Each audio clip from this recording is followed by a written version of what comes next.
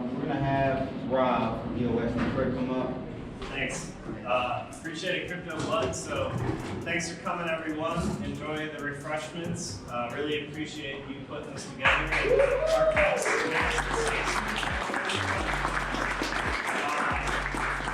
well, we met last year. He had me on the show. It was awesome. Yeah, and been following ever since. You have your finger right on the pulse of everything happening in the crypto world, and totally invaluable asset to the Detroit ecosystem here. Yeah, we gotta get the Detroit crypto scene hot and popping. So Yeah.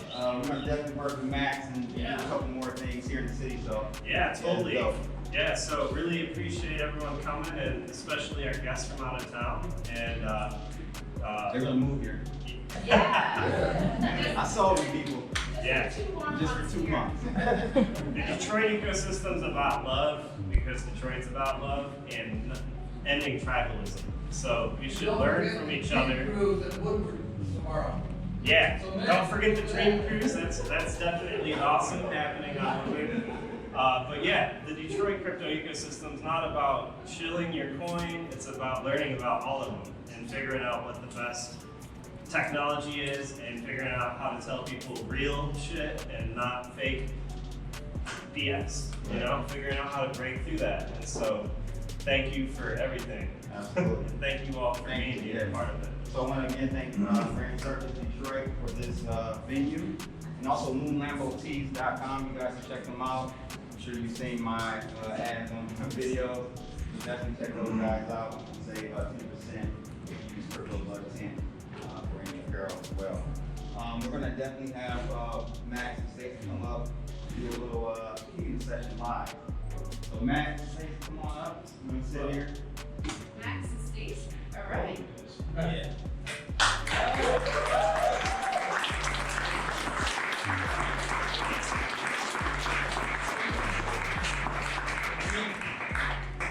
You should be sitting the other side. What do you want me? Wherever you guys want to, I'm sitting. You sit over there. Yeah. I usually direct with it. Oh yeah. And I actually have a glass of white wine. You know, everybody leaves comments on our YouTube saying, "Oh my God, I can't believe these two are so drunk and they're so high." Which we never are. But this time, I really am. I feel like I'm on RT with you guys, the Keiser Report. Are you like the moderator of this episode of Keiser Report? Yeah, I am. All right. Taking over. That's what we're doing today, right? So, Max, I just want to kind of go over your thoughts. We talked yesterday about Bitcoin, the wealth inequality here in Detroit. How can Bitcoin really help facilitate and change that? So, what are your thoughts on that? And I'll get that from Stacy as well. Yeah, well, I think that wealth and inequality has its root with the absence of hard money, right? So the presence of fiat money is a problem, and it always has been. And so Bitcoin represents hard money, and it represents the potential for individual sovereignty. So, and it's also unconfiscatable. So that's something that groups, particularly oppressed groups, need to keep in mind. To build wealth in something that is deflationary in nature, that's hard money, that's unconfiscatable. So when they come around to confiscate, they don't get anything, right? Because they will come around. Yeah, they will. You see what happened with Silk Road, right? They tried to come in and take his stuff, and they took him to jail, right? Right. So how do we play that? Do you think it's going to get that bad? Well, going back to that first question about hard money, is that sounds like we're on set live and our cameramen often make noises. We have to stop and restart. No, stop and restart here. No. So, no, basically since 1971, we're all bag holders, right? And the likes of a Ripple Bank, i.e. the Federal Reserve banks that just give their friends money, Jamie Dimon, JP Morgan, Goldman Sachs, Citibank, they get to have so much money, free printed money, we don't know how much, nobody gets to actually see their reserves, nobody sees how little we're getting compared to what they get. Right. And that's why the wealth and income income gap has really exploded since 1971. We show this chart often actually at Keiser Report, where, I mean, you can see it in Detroit. Detroit is an example of what has happened since we went off the gold standard. Is, first of all, on an individual level, your incomes, like domestically, are declining. But internationally, if we're the reserve currency, the global reserve currency, the dollar, you have to understand that the only way we can do that is to export dollars. There's the only way to get money in dollars into the hands of the Europeans and the Chinese and the Japanese and everybody around the world. Therefore, we have to run a trade deficit. Therefore, you're going to lose your job here. You're not going to make Ford. You're not going to make Chrysler because you're always going to be overpriced compared to. So when does that side change where those monies, those fiat dollars come back into the United States? They won't while we're on an all fiat system run by the U.S. Empire, really. Okay. So once we go on, however, we will go back on a global, probably a gold standard, where trade will be settled in a gold standard, hard money again, because the rest of the world also gets ripped off. The rest of the world, in collective, gets ripped off. They send us free goods, but the people who work here, average workers, are ripped off here. So it's obviously become very unstable, and there will be changes. So do you think with like money velocity at all-time or near all-time lows, how does that play into everything as well? It's just like what I said about Ripple. It's like here's these guys with billions and billions and trillions of dollars, and they want more and more and more. They can't possibly spend it. They could buy all of Detroit, all of Chicago, all of New York. They already have, and they don't have anything else to spend it on, and they just sit on it. So, I mean, it's a well-known economic fact. If you put money into the hands of somebody who's going to spend it because they have to. So how does Bitcoin play into that? Like how can we take that power back from them using cryptocurrency, using Bitcoin? Well, I mean, you have to be patient. So they're definitely going to go bankrupt again, and they're going to come to us for bailout. So we just have to be patient. When you say bailout, you think that Deutsche Bank is going to come and buy a lot of Bitcoin? Is that what you're saying? It's immaterial. Deutsche Bank or JP Morgan, they're insolvent, and the central banks are insolvent. You know, the negative interest rates mean that bonds are at tulip-like overvaluation, right? Bonds are in a 3,000-year bubble. Bonds have not been this high in 3,000 years, and so they're going to be going door to door looking for handouts. The guys at Deutsche Bank, I'm saying, they'll be like, please sir, I'm starving, can you help me? And they'll be like, no, fuck off, you fucked it all up, now you're gonna die. For a second, now you're gonna die. It's gotta be a very harsh reality to deal with here, that those who have caused this problem are going to be at the absolute disadvantage against those with Bitcoin. Then Bitcoin holders will be writing the laws, organizing society, you know, to the extent that they can, and there's an enormous dislocation. Yeah, there definitely is, but to play contrary here, do you think that there is a concentration of wealth within Bitcoin? We know that like 2% of the wealth is controlled by, 80% of the wealth is controlled around 2% of the people or wallets. We don't know if that's exchanges, we don't know. They are exchanges. Okay, so do you think that's what that is? So it's a misconception or that status is not really as Max accurate? would say, you know, Bitcoin has so many things built into its protocol, not only like cryptography, but game theory. And really, if you own all 21 million Bitcoin, what are they going to be worth? You need a network effect in order for them to be worth something. So it's in the actual, to the benefit of the biggest holders to spread it. Right, I mean, what stops Arthur Hayes from buying Deutsche Bank? Nothing. Right. So, you know, the Bitcoin billionaire class will buy some of these big banks, you know, and, you know, if Trump says he wants to buy Greenland, right? So, I mean, that's the way people with billions of dollars think. So, if you're buying Greenland or selling Florida, you know, I mean, look at the downtown Detroit. Yeah. The one guy decided to buy it Pretty much. and redevelop it. And so now it is what it is. Now that was one guy, and he's in the fiat currency business, making loans. Yeah. Okay, so now there's going to be a crypto version of that guy who's going to buy a city, Right. and there's going to be crypto city.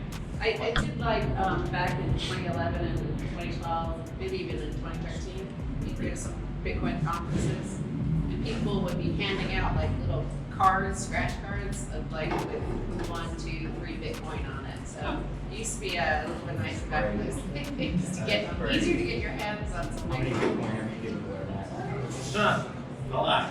Too many. Don't trigger him. So do you think, Max, with you talking about like, you know, negative interest rates, how long do you think that can go on? Do you think that we could be in an environment where negative interest rates are actually just a byproduct of an inflationary spiral, right? So where assets are falling in price. So just, you know, our purchasing power may be falling as well, but do the assets fall faster than the actual fiat, or what do you think? How long? Well, can this there's only 3 countries that are not part of the Federal Reserve System: China, Russia, and Iran. Those are the only 3 countries outside. Okay. And oh, by the way, those are the 3 countries America seems to Shut have perpetually. a negative Right, relationship. right. So the bond bubble will end when China and Russia announce that they've got a gold-backed currency, or a partially gold-backed So currency. they're creating a cryptocurrency. They're creating a gold-backed currency, and they also are experimenting with cryptocurrency. But they Okay, will so you come think out those with are separate? yeah, Okay. yeah. But it's mostly like as we talked about before, you can't really have a gold-backed crypto. That doesn't make any sense. But if they'll have a gold-backed currency, and could be partially gold-backed or fully gold-backed. And then the bond bubble will explode, and then you'll have a huge movement of capital into this new gold-backed currency. Gold is already telling us this. Gold is telling us that the bond bubble is going to pop relatively soon. That's what the price of gold is telling us. It's breaking out of that long channel. Right. It's heading back. It's hitting new all-time highs in a dozen currencies against the British pound. It's, the rupee in India, again, all kinds of currencies. It's hitting new all-time highs. It's about to hit new all-time highs against just about every single currency out there except the dollar, because it's telling us that there's this new currency order coming. Yeah, we're so used to, you know, pricing Bitcoin in US dollars. So if you look at like Venezuela and other countries, Argentina, it's like $70,000 a coin. You know, so that's coming here. But also, you know, the first time Bitcoin went over 1,000 was right after the Cyprus Yep, bailout. I remember that. So when you see these negative rates, which are melting up, remember we're adding $1 trillion a week in negative yielding bonds. That's all in Europe, and Europe after Cyprus, what they explicitly wrote into law is that this is the future. They won't have bailouts again, they'll have bail-ins. Right. So if you have more than, I think it's 80,000 euros in your bank account, it's gone. So people are saying, well, I'd rather buy, where I'm only gonna lose a little bit, like 1% on these bonds, like to Germany. Yeah, that's crazy. How many people in here actually control their keys? All of their coins are not on exchange. That's pretty good. Okay, lock them all in, and let's get them. Let's get them. You admitted to it. Keys, that whole movement. Let's talk a little bit about that. I was really excited about that. What are your thoughts about doing that more often? Is that something that's going to be recurring, an annual thing? Or? Yeah, it's an annual thing, but you know, it's a question always comes: is Bitcoin going to be manipulated by derivatives? That we have a problem with the price discovery, and unlike any other asset, proof of keys movement mean that the hodlers are in control. So if in fact you wanted to pull the private keys out of the system, then their derivatives book would collapse. So that's not available right now in any other market. Potentially in gold, and nobody takes delivery of gold or silver. They could. Yeah, it's good. They could collapse all the COMEX manipulation, right? Take the delivery. But since they settle in paper, it's not that easy to do. They can fool around and catch up. But with proof of keys, you can take the keys off the exchanges. So then everything that refers to those prices becomes dead in the water. Okay, so that kind of mitigates some of the manipulation Yeah. aspect of it. But now we have backed, right? Right. I think they just got approved, I believe. What are your thoughts about that? Like that, I think that could be maybe Bitcoin's Achilles heel. Like, do you think so? What do you mean? Well, if you have all this institutional money coming in, they're able to manipulate Bitcoin But it's directly. physical delivery, Yeah. though, backed. And the thing about the big funds, like pension funds, is they can't custody their own. They're not allowed to by law. So you do need custodial services for that big money to come in. Okay. So, But are you concerned with manipulation from that aspect? well, like Max said, that's really proof of keys, because if you have to physically deliver a Bitcoin, you're gonna get wrecked if you don't have it. Right. More like the CME, some of Those those don't contracts have- were just paper delivery. Right. So they didn't have, they just needed to deliver some cash. These are actual Bitcoin delivery, so they could be wrecked. Okay. So I think backed is a good thing for Bitcoin. Really? Okay. Yeah. How many people think backed is a good thing for Bitcoin? If it turns out to be. Have to be. I'm still wondering if that be the way that it works out. Because, it's always going to be that way. But is it possible that it could be like on the COMEX, where, they just have IOUs, or they can settle in dollars if they want to, even though they're not supposed to. How many people think that backed is a bad thing for Bitcoin? Well, if you're gonna fiddle around, you go do the contracts. Is it still available on CME or COMEX? That they, One of them canceled. yeah, one of them canceled, but or you go on to BitMax or somewhere where you could just basically, you're not gonna, you could just fiddle around there. But you still have hodlers of last resort. Okay. Right, they can pull their keys, we're just saying pull their keys. So it's like we are in charge of the price discovery. So it's unlike any other market where the price discovery is not in the hands of the consumer, but the user, the customer. So the hodlers are price discovery, they control the price discovery. So that's our responsibility. Mike, you think that backed is not a good thing? I'm just of the mindset that cryptocurrency doesn't need any really big institutions involved in it, because I think at the end of the day, as all these countries continue to fail and currencies continue to rob people, they're going to run to crypto anyway. So the future, I believe, is designed to put control of the cryptocurrency back into the hands of the same institutions that run our banking system now. So I am just not a fan of centrally controlled institutions continue to do what they've been doing for hundreds of years. So These are pension funds that would be investing in this, but they need, like, just by the design of the law, they have to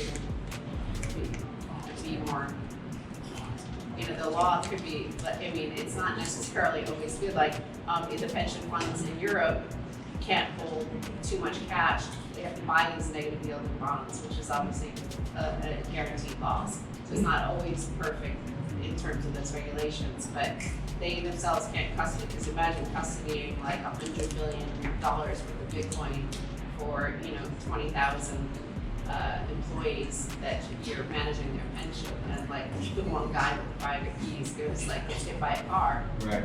They have to have these custody solutions, and it's just like gold. For me, Bitcoin is just like gold. Yeah. Digital gold. So a lot of pension funds also own gold. They don't store it themselves.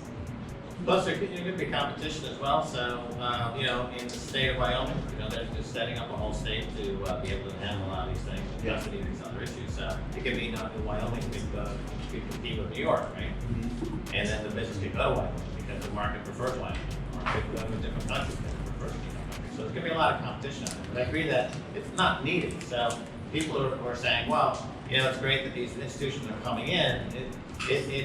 Well, it's not needed. It's great for them because they're going to be part of getting some business. mean, okay, I can understand that, but it's not key, it's not essential for Bitcoin. Well, that's a good sign. It's like there's no representatives of Bitcoin. Nobody went to, you know, BACS or any of these institutions and was like pitching them, hey, why don't you buy some Bitcoin? Yes, speaking of representatives and going to speak in Washington, let's talk about Facebook and that coin. Oh.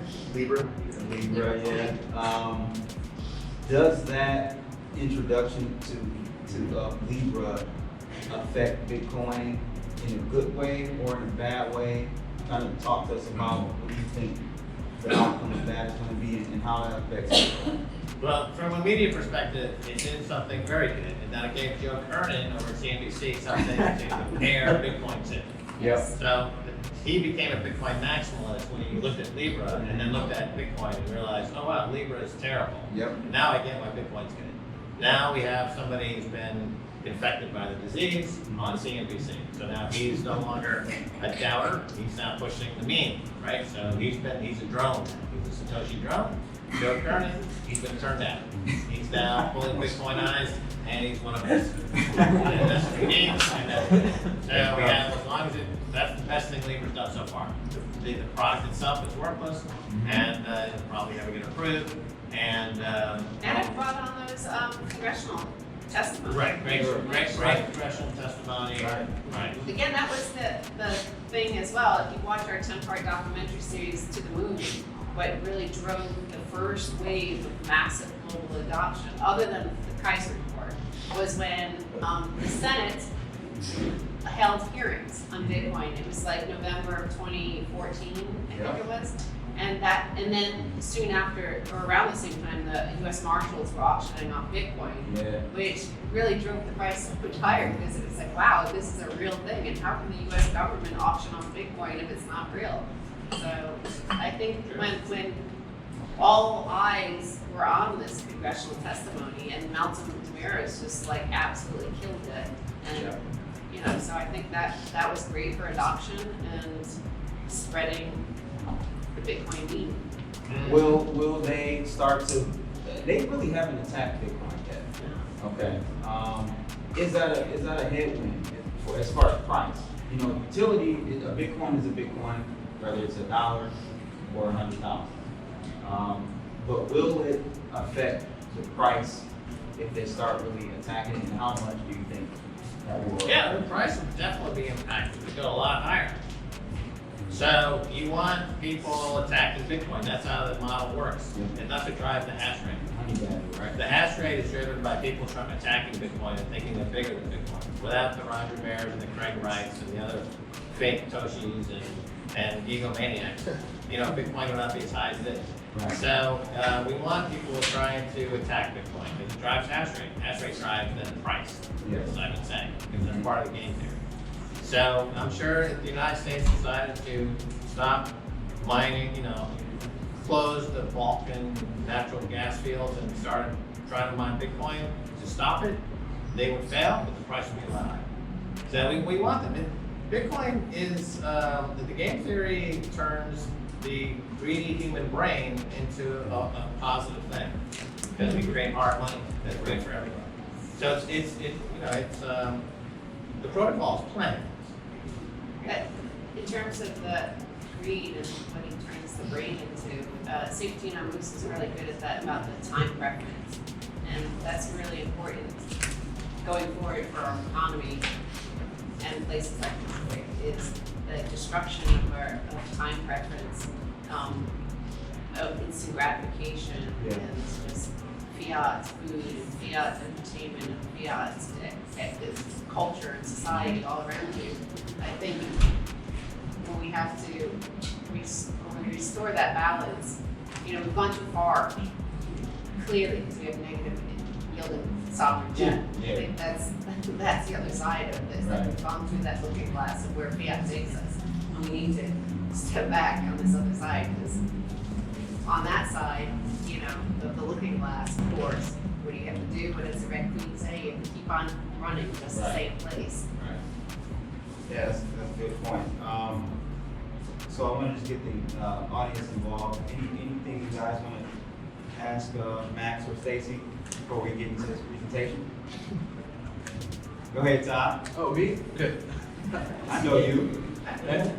Back in October of 2018, the Federal Reserve of St. Louis brought up the fact that currently having the US dollar as the domestic currency and the global reserve currency causes what's called the Triffin dilemma.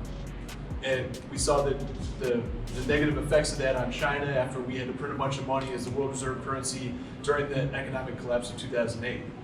Now, the St. Louis Fed also alluded to the fact that a digital currency could be used to solve the Triffin dilemma so that we don't have these global ripples every time a domestic currency that serves both purposes as global reserve currency and domestic, that this can solve that problem.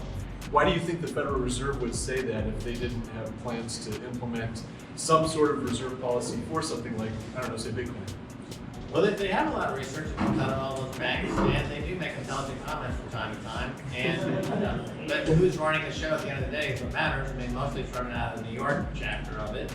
And so it doesn't mean they're going to follow the advice or the research that they generated in-house. But if it's a good point that they're making there, I think that once again, the Federal Reserve, they would like to be able to come up with something to neuter Bitcoin, but they have no way of doing it for the same reason we just. What do you think about this Fed Now program they're rolling out? Have you heard about that? Instant payments. Yeah. You think that's kind of their shot? You know, they're finally catching up with what has been available in Europe for the past 20 Okay. years. Like, when we moved back here, it's insane that people live like this. Like, that you wait 3 or 4 days. Like, if I want to pay any friend from my bank account to their bank account in London, it's there within 5 minutes. You just pay them and it's there. Like, there's none of this like paying $50 and, like, for a wire and all this like stuff. But that Triffin dilemma, I had mentioned it earlier. Like what the problem is once we went off the gold standard in 1971 is that, you know, prior to 1971 we were not on a domestic gold standard but an international settlement, right?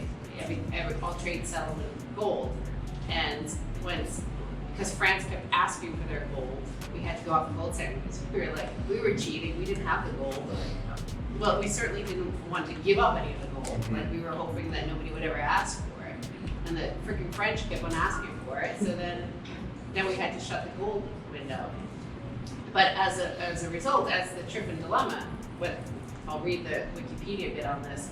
The dilemma was identified in the 1960s by Belgian-American economist Robert Triffin, who pointed out that the country whose currency, being the global reserve currency foreign nations wish to hold, must be willing to supply the world with an extra supply of its currency to fulfill the world demand for these foreign exchange reserves, thus leading to a trade deficit, thus leading to Detroit, all of the heartland.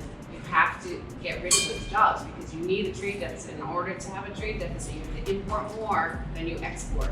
That's the only way to maintain the US dollar as reserve currency and therefore, you know, military bases all around the world. You can't have military bases and the world reserve currency and have good jobs making cars, do manufacturing in Detroit. The two can't go together.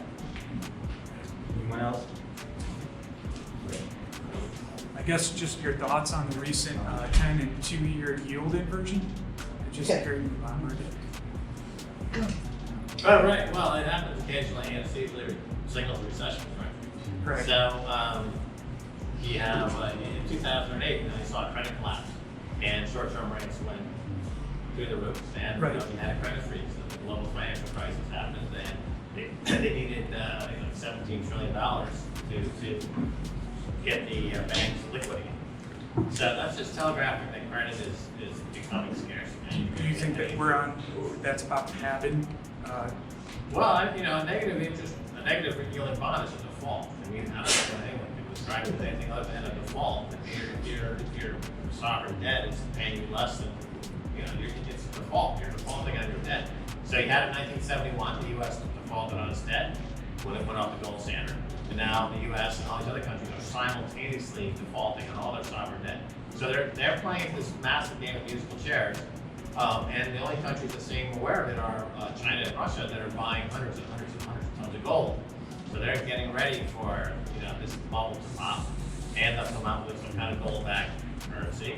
And it's troubling. When the President of the United States is telling the Fed Reserve they need to cut rates by 50 or 60 points, it shows you that the economy itself, the real economy, has been utterly vaporized. There's absolutely nothing there except for this Ponzi scheme of bond speculation.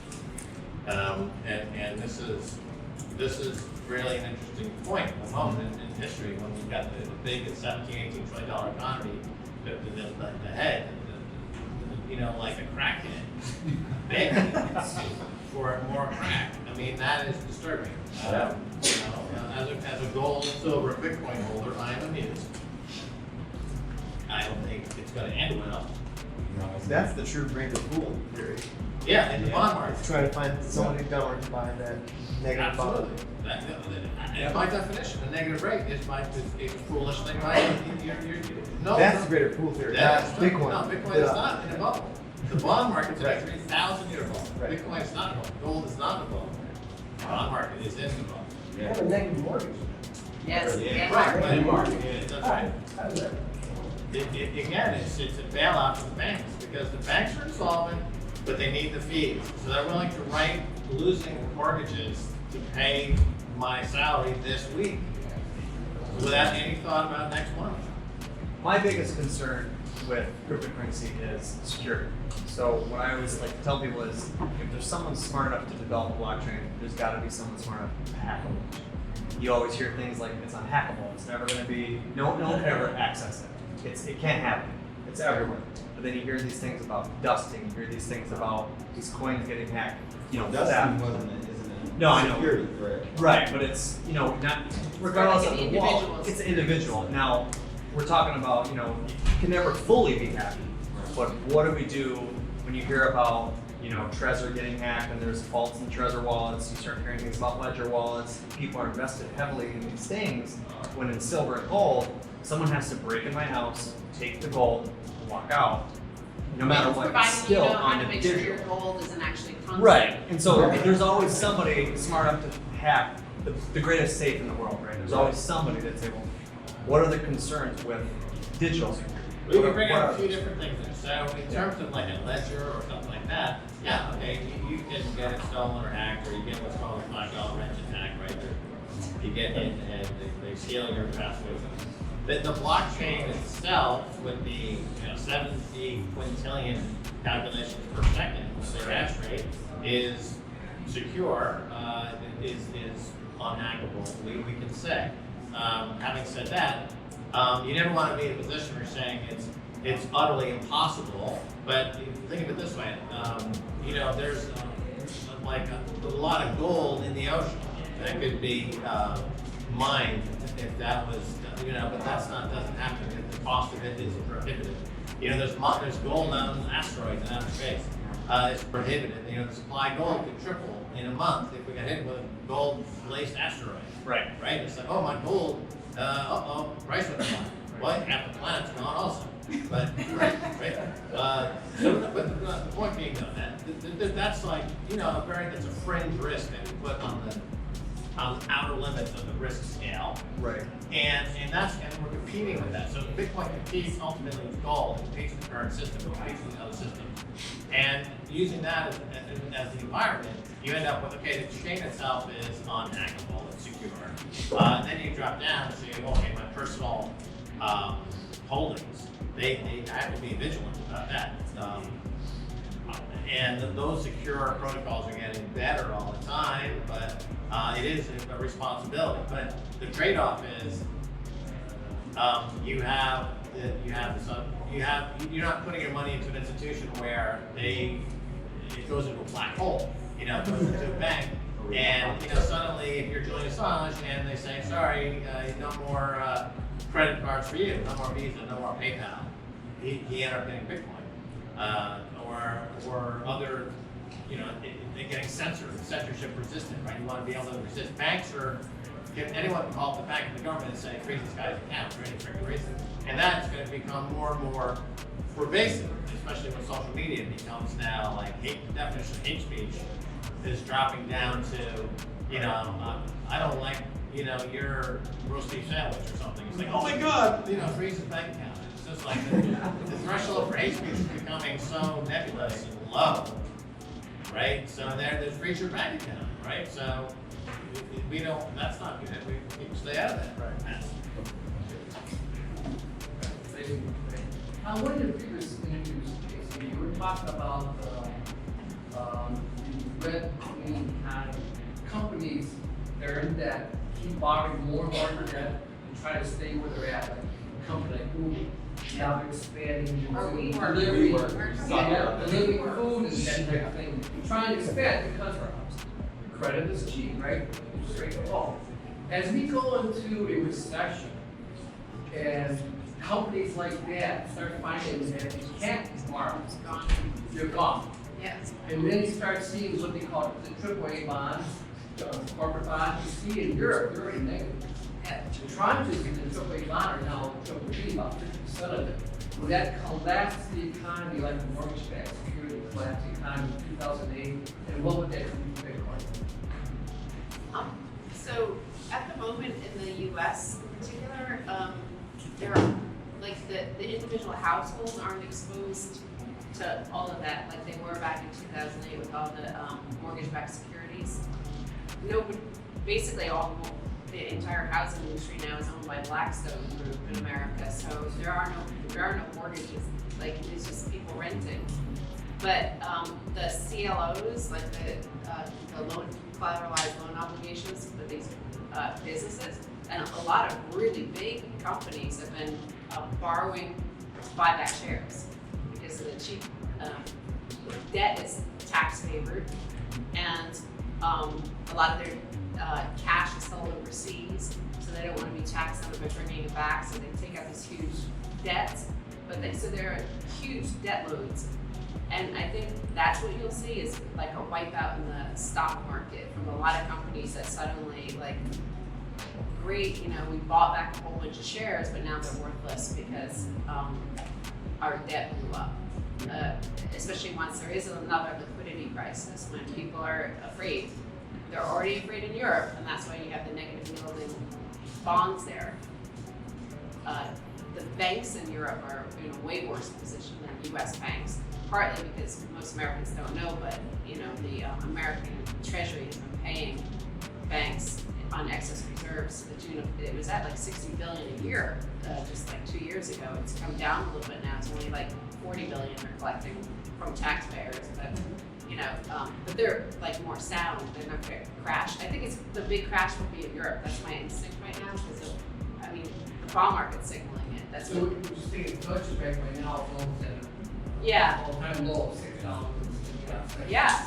And it was They're full of derivatives. But trillions of dollars worth of derivatives.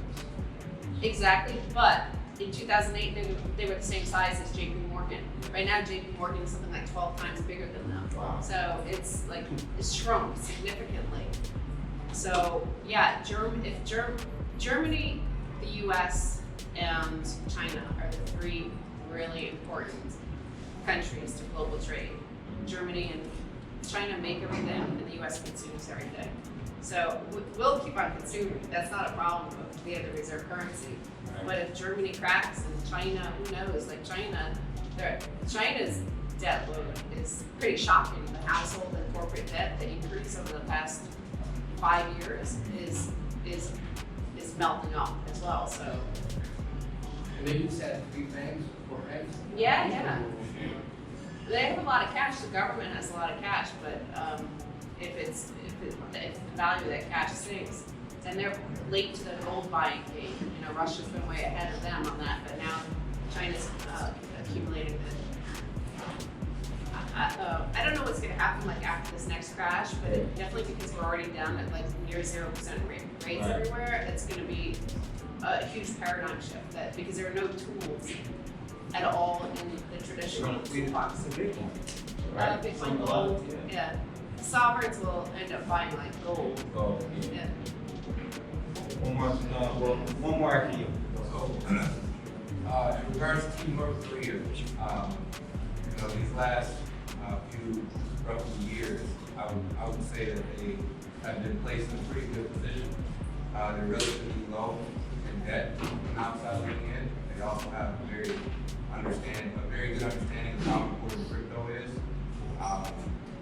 Where do you see North Korea in regards to blockchain, in regards to cryptocurrency, in regards to being an economy, where they might be in the economy, the overall world economy in the next 15, 20, 50 years? South Korea has a lot of that. Are you talking about North Korea, like Kim Jong-un? Yeah. Are you friends with like Dennis Rodman? No. That's what I'm asking. You never know. They have a lot of upside. They have the potential based off of just even the relationship with the U.S. Well, we don't know much about North Korea, but I will say, you should go to Keiser Report and look at our interview with Tim Short, because he is an expert on Korea and lives in he grew up in Japan and then South Korea. He knows North Korea, knows South Korea, and he did surprise Max. He said Kim Jong-un is not actually crazy. He's painted that way in the press here. I have to say, I thought, I had never come to Detroit before 2 days ago because I was afraid of Detroit. I thought it was like a terrifying place. Little did I know it's like much nicer than San Francisco, which I hadn't been afraid to go to. Nobody's shitting on the floors everywhere. Yeah, exactly. So,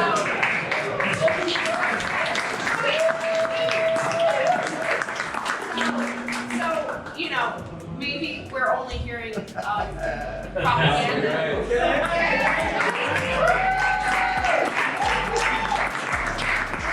So maybe Tim Short's opinion is yes, he's a dictator, like he's pretty brutal, but there is more high tech than everybody considers it very backward, and all you have to do is go to Pyongyang and see that are like high tech buildings, high tech corridors. So I don't know what the hell is going on there. It's partly our own fault too, because we, so much of our media has to be like, hurrah, we're the best. So I don't know if like they're just like to mock him or it is crazy there. So I don't know.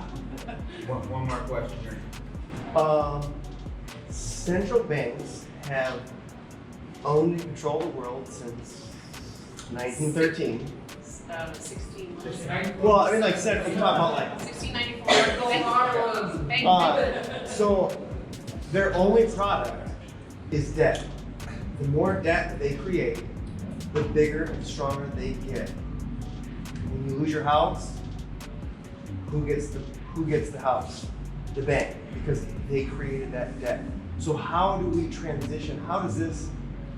How do you beat that system, knowing that they own and control everything, and that they create things out of nothing, but yet they can take tangible, real assets from people? So how does the transition happen? How does that flip? How do we take the power away from them? I know we can all go to Bitcoin, but the belief system has to change over from this, oh, well, they're taking my house because it's based in dollars and I don't have the dollars to pay for this house, so they own it. How does that, you know what I'm saying? Yeah, well, I think, like I said before, it's a matter of being patient. And empires and countries collapse. So if you think about the French Revolution, the Russian Revolution, the American Revolution, and then the aftermath of those revolutions, how people dealt with, now they had all the power.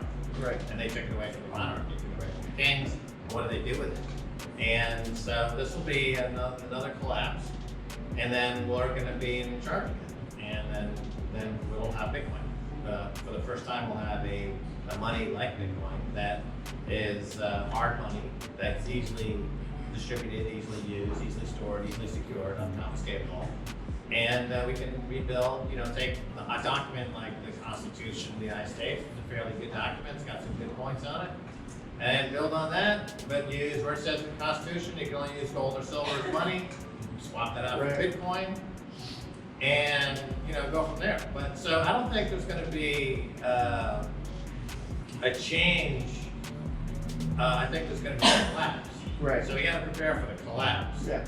And then organize after the collapse. And the collapse, I think, is in hand. It's happening. I mean, the American society is in dire straits, both financially, but also, I guess you could call it from a moral perspective. The Epstein scandal is historically you have to go back through societies that have gotten to that level of heatness, that extreme level of common psychosis, before they collapse.